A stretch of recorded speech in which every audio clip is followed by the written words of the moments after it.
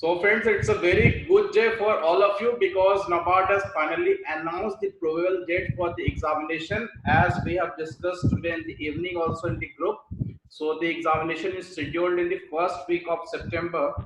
So as I have already told you, and it is as per that only, it has been scheduled in the first week of September.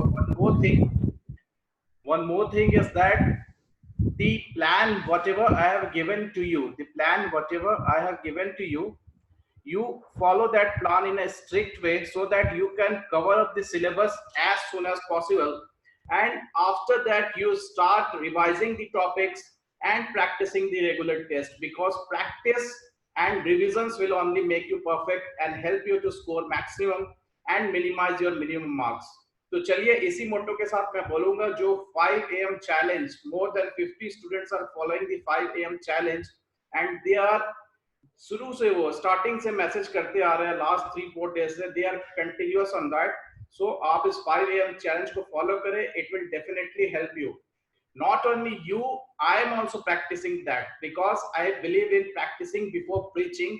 और मैं 5 से 6 बजे उठ के आपके लिए क्वेश्चंस फ्रेम करता हूं for your upcoming assessment test. I invest 1 hour from 5 to 6 in preparing questions. ठीक है, तो आने वाले जो आपका सैटरडे को असेसमेंट टेस्ट होगा बहुत ही इंपॉर्टेंट होगा because all the questions I am framing very carefully and the most important questions only I will pick for your upcoming assessment test. तो चलिए आज का सेशन हम स्टार्ट करते हैं हमारे एआरडी के लिए, राइट. तो पहला क्वेश्चन आपके सामने है, ऑल ऑफ यू आंसर. आज का जो क्वेश्चन है वो थोड़ा फैक्चुअल होगा बट इस तरह के क्वेश्चंस आते हैं एग्जामिनेशन में. So all of you can comment and give the right answer for the first question. It's in front of you. The desirable depth for flowing.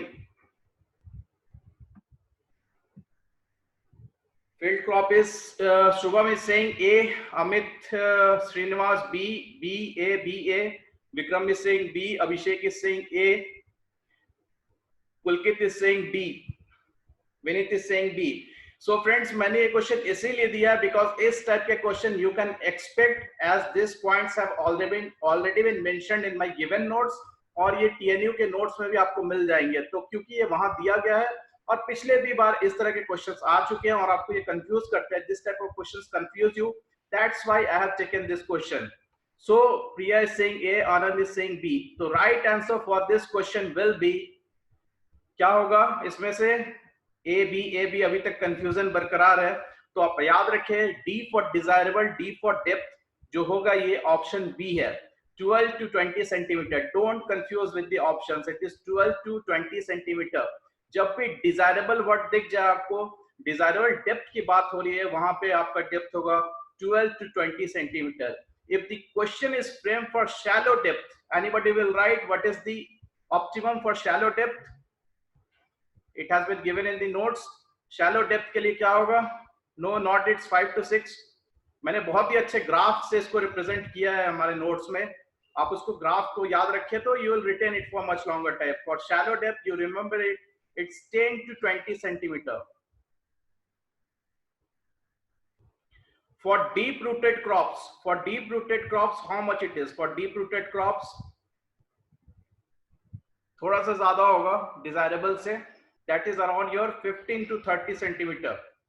For deep-rooted crops, you note it down as 15 to 30 centimeter, right?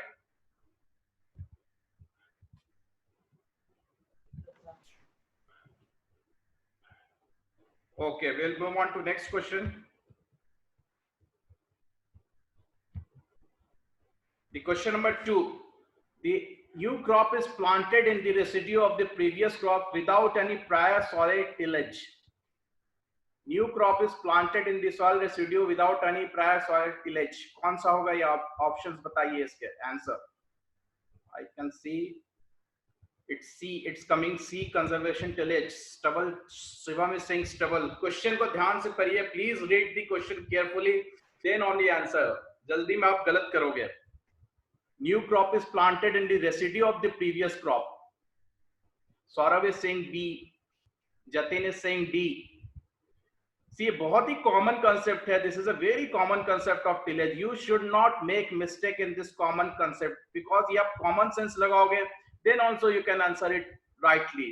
तो question के words को आप बहुत ध्यान से पढ़िए, तभी आप सही कर सकते हो और नेगेटिव मार्किंग नहीं होंगे। Anand is saying D, maximum are saying D, B D, Pulkit is saying D. तो देखिए यहाँ पे आपको टर्म्स को बहुत ही ध्यान से पढ़ना है, then only you can find it out the right answer. It says clearly new crop is planted in the residue of the previous crop. तो अगर आप ऐसा कर रहे हो तो मतलब क्या कर रहे हो आप? अगर मान लो आप पिछले जो अपने क्रॉप लगाए हैं उसी के आप रेसिड्यू को, उसी के मॉइस्चर को यूज करते हुए, उसी के जो अपने लैंड प्रिपरेशन किया होगा, उन्हीं सारे चीज को यूज करते हुए आप न्यू प्लांटेशन कर रहे हो, बट न्यू जब आप क्रॉप्स लगा रहे हो तो वहां पे आप कुछ भी वहां पे छेड़छाड़ नहीं कर रहे हो, ठीक है? तो क्या होगा आपका यहाँ पे, आप मतलब क्या करना चाह रहे हो वहां पे?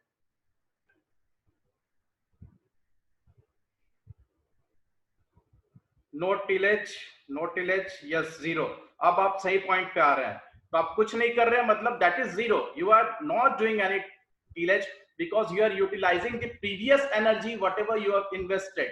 तो यहाँ पे आंसर हो जाएगा जीरो टिलेज और नो टिलेज, ठीक है? मिनिमम भी आप नहीं कर रहे, आप कुछ भी नहीं कर रहे हो यहाँ पे, because you are not doing anything, you are utilising the energy you have invested for the previous crop only. So right answer will be zero tillage. इसी तरह से आपको जो भी सेंटेंस दे रहे हैं उससे रिलेट करने की कोशिश कीजिए, ऑप्शंस में क्या दिए हुए हैं, ठीक है?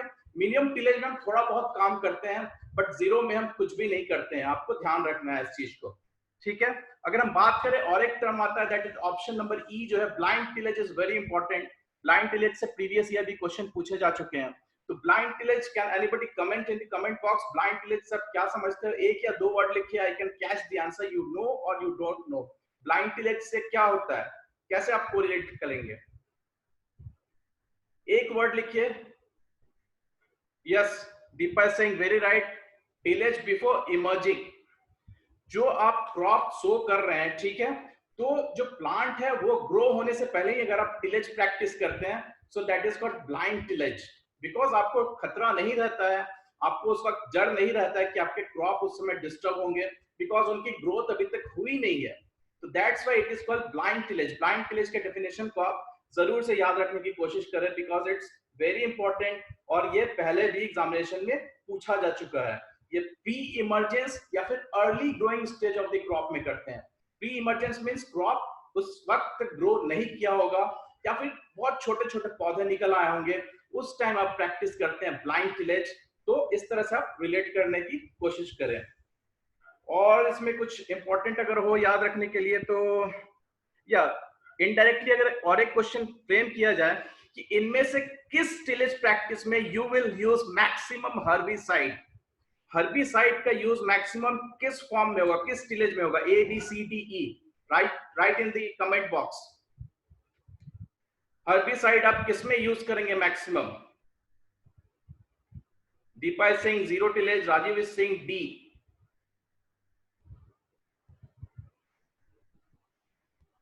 Vineet is saying B, Vikas is saying B. See देखिए, कॉमन सेंस यूज कीजिए। जब आप जीरो टिलेज कर रहे हैं, means you are not using any of the intercultural operations. So अगर आप इंटरकल्चरल ऑपरेशन प्रैक्टिस नहीं कर रहे हैं, तो वीट को कंटेन करने के लिए you will use herbicide there, you will use herbicide there. तो जीरो टिलेज में सबसे ज्यादा होगा ये, you will be using maximum herbicide for zero tillage, ठीक है? इसको आप कोरिलेट कर सकते हैं, क्योंकि जीरो टिलेज में आप कोई भी agricultural implements you are not using to contain anything, so you will be using chemicals to contain the weeds. So zero tillage में you will be using maximum क्या है, herbicides. So इस तरह से रिलेट करके आप और भी क्वेश्चंस फ्रेम कर सकते हैं। Question number 3, the optimum soil moisture content for tillage is। Common sense use कीजिए, you will get the answer। कोई जरूरी नहीं है कि you should know, common sense use कीजिएगा, you will get the answer here only। Rajiv is saying C, Phoenix is saying C, Navneet is saying C, Saurav is saying C. Yes, all of you are saying very good. It's common sense से आप लगा सकते हैं कि 50% पे तो क्या हो रहा है कि आपका 50-50 का केस बन रहा है, ठीक है? आंसर या तो उधर होगा या तो इधर होगा। आप एलिमिनेशन टेक्निक यहाँ पे यूज कर सकते हैं, ठीक है? तो 50 से थोड़ा ज्यादा होना चाहिए, 70 तो क्या होगा, बहुत ज्यादा हो जाएगा, but middle value lies in the what 60। तो राइट आंसर क्या हो जाएगा? ऑप्टिमम सॉइल मॉइस्चर क्या होता है परसेंट, 60% होना चाहिए टिलेज के लिए। ये कुछ फैक्चुअल क्वेश्चंस हैं, इस तरह के क्वेश्चंस पूछे जाते हैं एग्जामिनेशन में. That's why I am framing this question so that you do not confuse in the mains examination. Optimum soil moisture percent will be 60%. तो चलिए अगले क्वेश्चन की ओर बढ़ते हैं. Question number 4. Which of the following is a type of intertillage? अगर आप intertillage का मतलब समझते हैं तो यहाँ पे आप गलती नहीं करोगे. Come on, give me the answer. Intertillage. A, all, B, B, yes, B, E.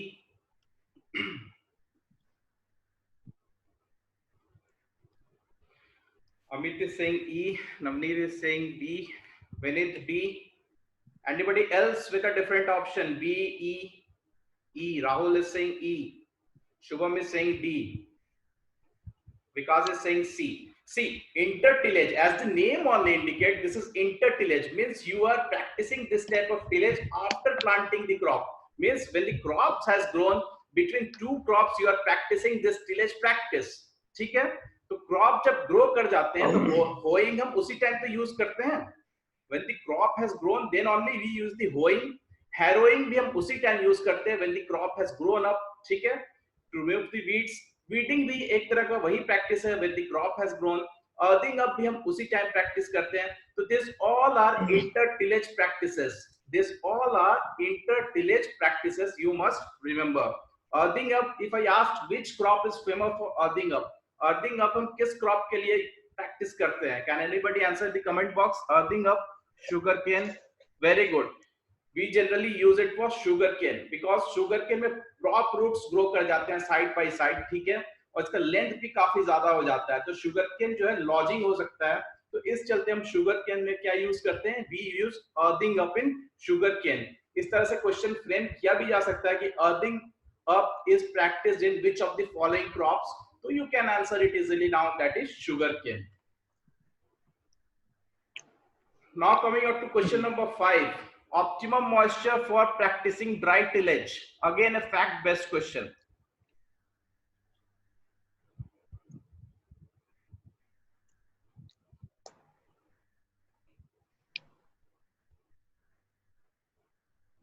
(21 to 23). Anand is saying Srinivas A. Yes, options are close. Options are close. Sandeep is saying B. इसलिए मैंने ये question जान के दिया है ताकि ये probable question हो सकता है आप गलती नहीं करें, आप याद रखेंगे आज के बाद. Vikram is saying C. C. Dhirendra is saying B. तो आप याद रखिए जब भी ड्राई टिलेज हो, ड्राई टिलेज के लिए अगर ऑप्टिमम मॉइस्चर पूछा जाए, अगर ड्राई टिलेज के लिए ऑप्टिमम मॉइस्चर पूछा जाए तो होगा आपका answer 21 to 23. Rahul, it's absolutely right. The answer will be 21 to 23. ये मैंने नोट्स में भी आपको प्रोवाइड किया है. Optimum moisture for practising dry tillage is 21 to 23. आप इसको गार्ड बांध करके याद रख ले, कंफ्यूज ना हो. 21 से लेके 23 तक, ठीक है?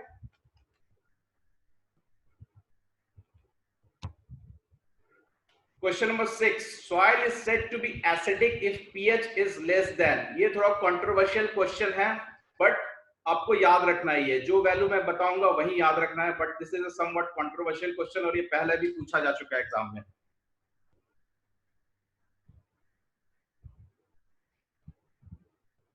6, 7, 6, 7. बिकॉज हम जो जनरली पढ़ते हैं वी स्टडी दैट 7 के नीचे, ठीक है, वो एसिडिक में आ जाता है और 7 के ऊपर बेसिक में चला जाता है. बट 7 यहाँ पे आंसर नहीं होगा. आई एम टेलिंग यू 7 यहाँ पे आंसर नहीं होगा.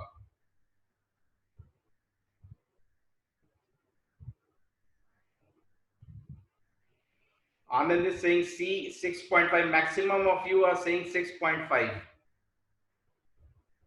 iPhone is saying D. So, friends, when you will refer the website of Agriculture Ministry and you will refer the ICR e-course notes, you will get the answer it as 5.5. You will get there the answer it as 5.5. तो दोनों ही बहुत ही renowned resource हैं और दोनों के source को हमें ही लेके चलना होगा, ठीक है? तो आपको 5.5 यहाँ पे अगर ऑप्शंस में आए आपके तो 5.5 मार्क कीजिए, बिकॉज दोनों ही के वेबसाइट में 5.5 दिया हुआ है. तो you can mark it as 5.5. That's why I said you, because बहुत सी जगह आपको 6.5 पे मिलेगा, तो ये थोड़ा कंट्रोवर्शियल क्वेश्चन है, but I have found this two sources as reliable, so I am mentioning it as 5.5. Now it's up to you, what do you want to follow, but I will go with 5.5. अब देखिए ये आपके सामने है कुछ definitions जो मैं soil के बारे में आपको बता देता हूं।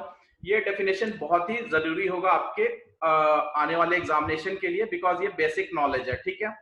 तो आपको इस टेबल को याद कैसे रखना है, ये बहुत ही इंपॉर्टेंट है। 3 classifications of soil are there, saline soil, saline alkali and alkali soil. तो आपको इसको बहुत ही आसान तरीके से याद रखना है। कैसे याद रखना है मैं भी आपको बताता हूँ। देखिए ये कैटेगराइजेशन ऑफ प्रॉब्लमेटिक सॉइल्स हैं। आपको किसी भी एक सॉइल को दे दिया जाएगा और पूछा जाएगा कि इसका ईसी का रेंज बताइए या फिर इसके पीएच का रेंज बताइए, they will ask like that, okay. तो आपको एक चीज याद रखना है, आप मेरे साथ रिपीट भी कर सकते हैं अपने मन मन में, दैट इज पहला कोडिंग आप याद रखिए, ज्यादा ज्यादा और कम, ठीक है। मोर मोर एंड लेस, बस इतना याद रखिएगा, तो सारे ऑप्शंस आपके वहां पे निकल के आ जाएंगे एग्जामिनेशन में। मोर मोर और लेस, ठीक है। तो मोर मोर और लेस क्या है, तो पहले एम से हम समझेंगे, ठीक है। जो पहला एम है हमारा, हम स्टार्ट करेंगे किससे, ईसी से। देखिए 3 ही यहाँ पे वैल्यूज है सारे टेबल में, 4 है, 8.5 है एंड 15 है। देखिए डबल होते जा रहे हैं एक दूसरे के बाद। 4 का डबल ऑलमोस्ट 8.5 होता है और 8.5 का ऑलमोस्ट डबल 16 होता है। हम 15 लेके चलिए, तो 3 वैल्यूज यू मस्ट रिमेंबर, 4 का डबल 8.5, 8.5 का डबल 15, ठीक है। अब मैंने आपको क्या बताया, ज्यादा ज्यादा और कम, ठीक है। तो सबसे पहले आप याद रखने की कोशिश करें, किसको आप याद रखने की कोशिश करें, जो सबसे लीस्ट वैल्यू है दैट इज ईसी को, ठीक है। For saline soil, saline alkali soil and alkali soil, ठीक है। अब देखिए ईसी का वैल्यू क्या है, greater than 4, greater than 4, less than 4। मैंने जैसा बताया आपको, ठीक है। ज्यादा ज्यादा और कम, मोर मोर एंड लेस, 4 4 4 लिख दिया आपने। ईएसपी का वैल्यू कैसे आप करेंगे, ठीक उसका रिवर्स होगा। पहले आपने ज्यादा ज्यादा कम ले लिया, अब कम कम ज्यादा हो जाएगा, ठीक है। Less less and more, pH वाला, ठीक है। 4 का डबल 8.5 होगा, तो पीएच का वैल्यू क्या हो जाएगा, मैंने बताया ज्यादा ज्यादा कम, यहाँ पे क्या हो जाएगा आपका, कम कम ज्यादा, less than 8.5, less than 8.5 and more than 8.5, and lastly आपका आ जाता है, ठीक है, लास्ट वाला वैल्यू दैट इज ईएसपी, कम ज्यादा ज्यादा, ठीक है। तो तीनों का 3 ही कॉम्बिनेशन बन रहा है। You can remember it very easily making a code. ज्यादा ज्यादा कम से स्टार्ट करना, उसको डबल कर देना, then you can remember the all the values easily. कोई भी आपसे सॉइल पूछा जाए तो आप चार्ट बना लेना याद करके, you can definitely answer the right answer, और कोई भी कंफ्यूजन नहीं होगा उस time. Now coming on to question number 6, state having maximum area under alkali soil, state having maximum area under alkali soil. Answers, Nitin is saying B, Gujarat, Gujarat, Gujarat, ठीक है। मैंने जो आपको नोट्स प्रोवाइड किए थे उसमें थोड़े से एरर है, थोड़ा सा उसमें एरर है, इसलिए मैंने इस क्वेश्चन को यहाँ पे फ्रेम किया ताकि उस एरर को मिटा दिया जा सके या कम कर दिया जा सके। तो चलिए, नवनीत सिंह बी, एवरीबॉडी सिंह गुजरात। तो मुझे ऑफिशियल वेबसाइट से कुछ डेटा मिला है आज, जो कि मैं अभी शेयर करूंगा। तो आज के बाद से आपको कभी, ठीक है, दिक्कत नहीं होगी इस तरह के क्वेश्चंस में, अल्कली, एसिडिक, अल्कलाइन, ठीक है। प्रिया सिंह ए, केरला। देखिए क्वेश्चन यहाँ पे अल्कली पूछा जा रहा है, आप ध्यान दीजिएगा, it is not asking the acidic soil, it is not asking the acidic soil, alkali soil C. Srinivas is saying C, Shubham is saying Kerala, Amit Kumar Singh is saying West Bengal, UP, Soham is saying UP. Okay, इस question को आप ध्यान में रखिए, और एक question number हम 7 ले लेते हैं, then we'll come back again to question number 6, then we'll come back to again to question number 6. Question number 7, most of northeastern states of India are affected by which type of problematic soil?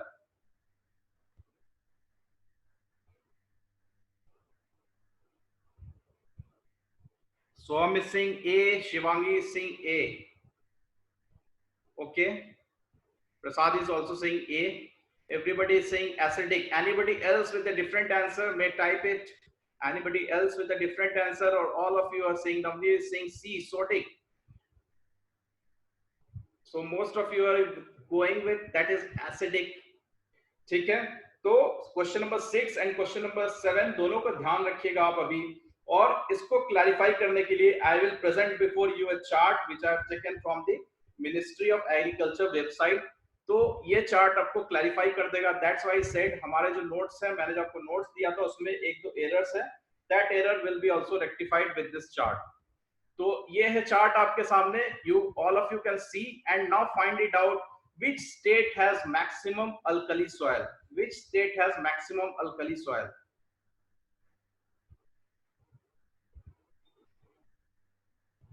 Type कीजिए which state has maximum alkali soil।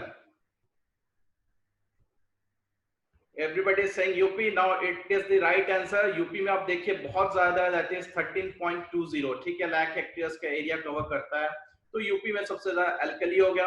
Now you will remember A for alkali, और सबसे ज्यादा जो हमारा बड़ा state है that is UP वाला आ गया पार्ट यहाँ पे। नेक्स्ट सलाइन सॉइल, देखिए सलाइन सॉइल में सबसे ज्यादा किस स्टेट में कवरेज सबसे ज्यादा है प्रॉब्लमेटिक सॉइल का। टाइप कीजिए, प्लीज टाइप कीजिए so that you will remember. If you type you will remember for much more time. Gujarat, right, it's Gujarat. Okay fine, it's coming to Gujarat. And बात करें अगर हम एसिडिक सॉइल की, acidic soil की, तो acidic soil you can see, please write it down, acidic soil is Kerala, acidic soil is coming out to be Kerala, right।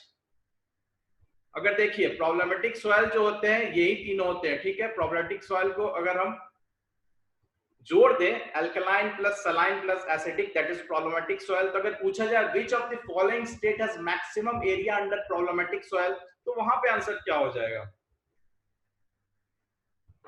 वहां पे भी केरला ही हो जाएगा, ठीक है, वहां पे भी केरला ही हो जाएगा, because maximum figure you can see that is 24.47, 24.47 Kerala ही हो जाएगा।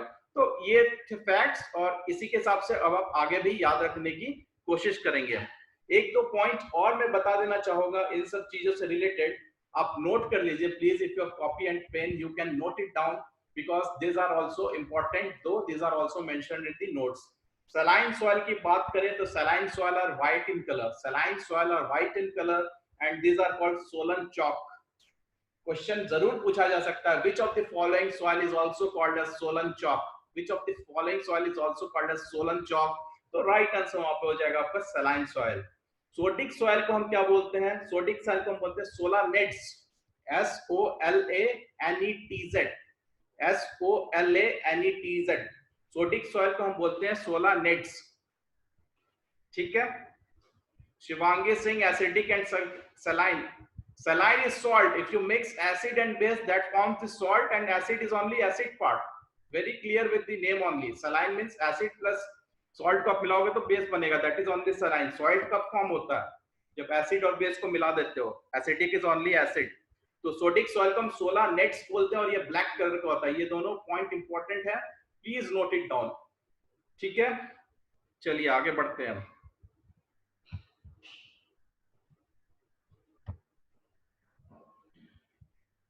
Question number 8. Question number 8. The soil is light texture with kaolinite type of clay and suitable for groundnut cultivation. Identify the soil.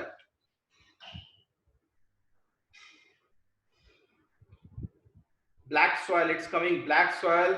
Page Shubham, Swarab, Shubham, Dhirendra. Black soil. Black soil. All of you are saying black soil. Anybody else with a different answer? Anybody else with a different answer? Rajiv is saying D, laterite soil.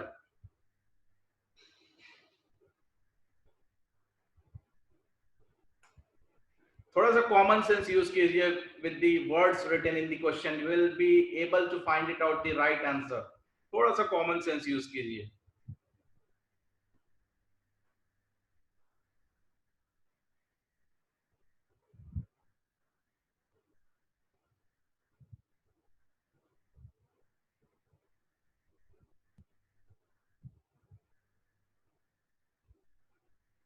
देखिए यहाँ पे दो चीजें आपको, दो keywords यहाँ पे लेने हैं साथ में, that is kaolinite type of clay हो रहा है, यहाँ पे कैवलिनाइट क्ले की बात हो रही है, ठीक है। कैवलिनाइट क्ले किस टाइप के सॉइल में सबसे ज्यादा होता है? Shoham is getting it right, yes it's red.